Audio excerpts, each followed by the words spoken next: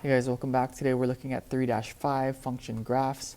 We're looking at all about graphs today. We're not going to have to manually graph anything. All we're going to be doing is looking at graphs, interpreting the graphs, and finding information that's useful to our from our graph, I should say.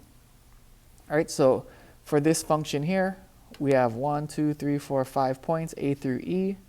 And we're trying to find out what's happening in the intervals between the points. So the first point, A and B, we want to say, is this increasing, decreasing, or constant? So remember, we always read from left to right. So we're looking at from A to B, is this going up, going down, or staying the same? This one is definitely decreasing.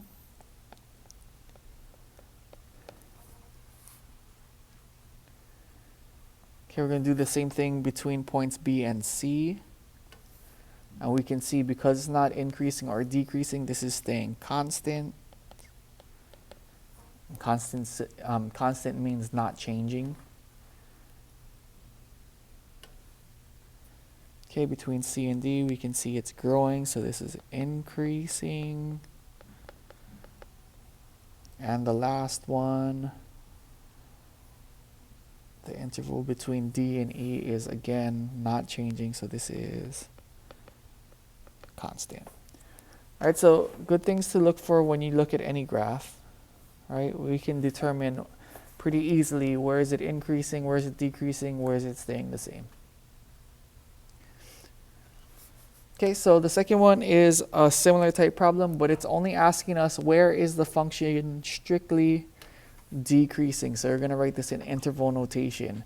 So the places on this graph where it's decreasing is from this point to this point here, and then again from this point to this point. Every place else is either increasing, it's going up as we go from left to right, or staying the same.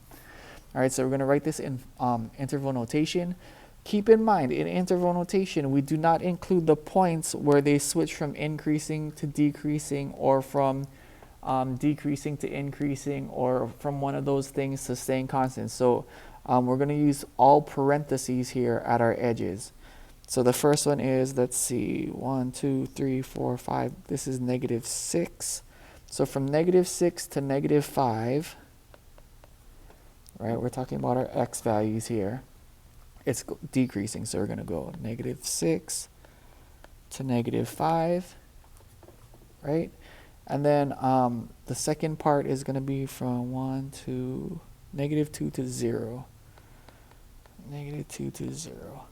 And a lot of times, if we have two places or more in between, we put this U shape. I'm not sure if it's like that in your Alex. I'll have to check. Maybe you can just write the two intervals and be done with it. But if it does have that U shape, then put it in between.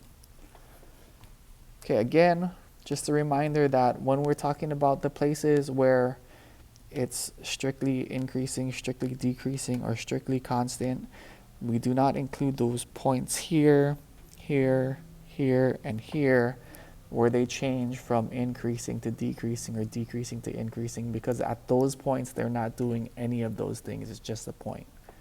It's transitioning from one to the other. And therefore we have these parentheses on our ends. Now, I don't mean to confuse you, but if we are talking about where it's staying constant, for example, then we would not include this point, but we would include this end point because that's the end of it. All right, so at the end points, we would include those points. Okay. The next one is pretty easy as well. Find the intercepts. So let's find the x-intercepts. I shouldn't say x equals x-intercepts. So we have one here and one here. We can count it. 1, 2, 3, 1, 2, 3. So we have x-intercepts at -3 and +3. And then we have a y-intercept where it crosses the y-axis. 1, 2, 3, 4, 5 at -5. Okay, so we're just counting and seeing where on the x-axis and y-axis we our graph crosses.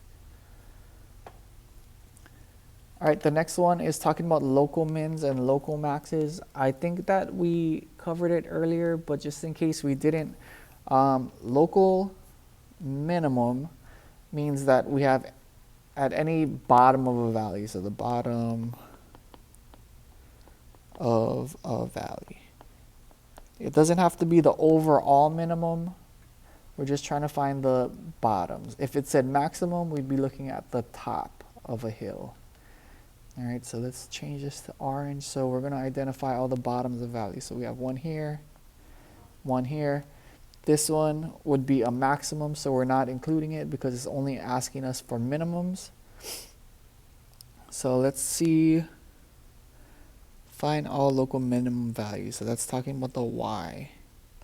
So this one is -3.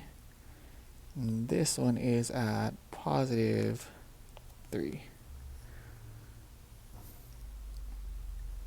Okay, the second part seems like it's asking us the same thing, but it's not. Be careful. This says all values at which. So when it's asking at which or where, right, this is asking us the location. That means the x values. So the x value here would be 1, 2, 3, 4. And then the x value here would be 1, 2, 3, 4, 5, 6, 8, 9, -9. Okay, so be very careful with the wording. Make sure you read it good. Again, when it's asking where or at which, that means you're looking for x. If it's just saying find the values, then that means y. So we're looking at the values for those points, the x and y. Okay, and then the last one, it's asking is f of 2 positive? So we're just interpreting this graph. So f of 2 meaning if we go to 2 on our x-axis, and then we find the graph, where the graph is, all right, so if we draw an imaginary line to go to the graph, is the point on that graph positive or negative? This is negative, so that's a no. For which values is f of x greater than 0? So it's a weird way of saying it's very, one of the barriers in higher levels of math is the notation stuff, because this one looks complicated, but really what it's asking is where is the graph, right? The graph of f of x greater than 0. So that means that where's the graph? Positive. All right, so let's find where this graph is positive. Well, it's positive any place above the x-axis, right? So it's positive there, and it's positive all the way to the end. All right, so let's write the intervals here. So it's positive from 1, 2, 3, 4, 5, 6, 7, from -7. Right, we're talking about our x values all the way to -3. Again, because we're not counting the points when they cross the x-axis, we're going to be using parentheses. Those don't count. Right? Those points are where they transition from being positive to negative. Okay, and then also on the second one, we have 1, 2, 3, 4, 5, 6, 7, 8, 9, 10. So from 4 to 10.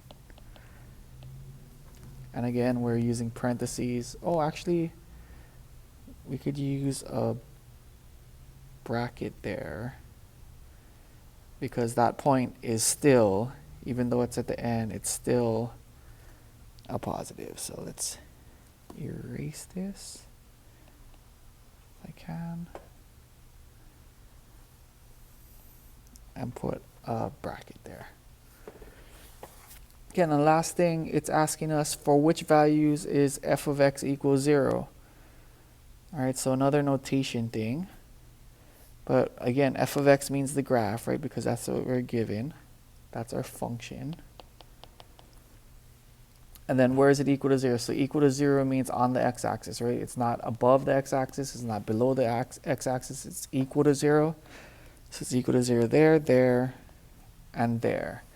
So it's at -7, at -3, and then at 4. Okay, notation. I think you can write this in set notation. Okay, so that's it. I know it's a lot of different types of stuff, but they're not really difficult concepts, right? So we're just kind of making sure you understand how to interpret graphs and what you should be looking at when you're looking at some graph put in front of you. All right, good job today.